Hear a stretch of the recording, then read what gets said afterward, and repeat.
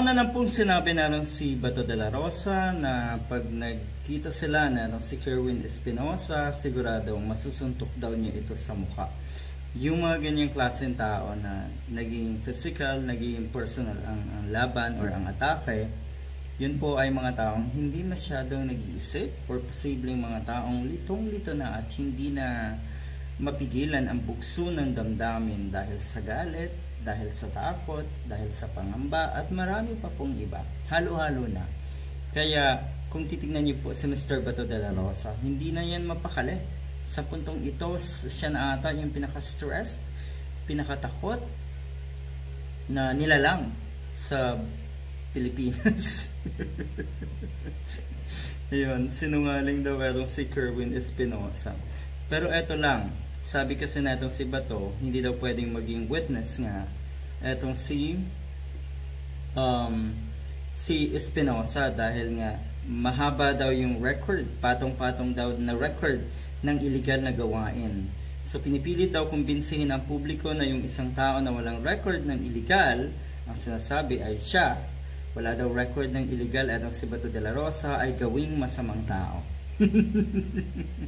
Gawain niyo yan, mga loko-loko kayo. Ayan, obistado na.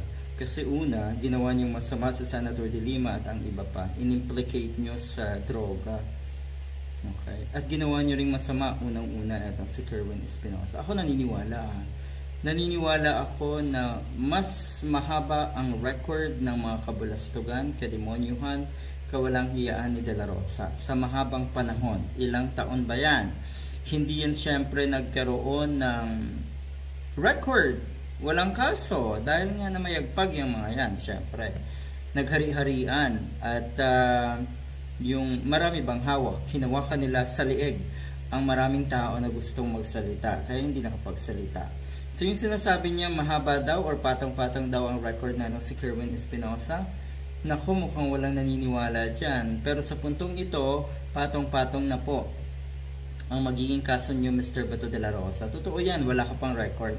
Wala pang nabubulgar masyado. Pero, unti-unti na yan. Iraratsada lahat yan. Lalabas lahat ng baho niyo. Bago pa man mag-eleksyon, alam natin na nasa kangkungan na etong si Bato de la Rosa. Yung sinasabi niya na wala daw siyang record ng illegal, talaga pong wala. Dahil nasa pwesto ang Panginoon mo. Dahil nung panahon na yon, kayo po ay nasa pwesto rin. PNP chief nga naman, alangang magka-record ka. Sinong niloko mo? Sinong ginawa mong tanga? Mr. Bato de la Rosa. Sarili mo rin. Okay? Dahil ngayon, eto na, unti-unti na pong maglalabasan. Napakahaba na, ilang araw pa lang, ilang sabihin na natin. Ang dami nang naglalabasan ng mga testigo laban sa'yo. Testigo laban kay Kerwin, meron ba? Wala, kundi kayo lang ng mga dating pulis, PNP chief at natural si Digong. Good luck!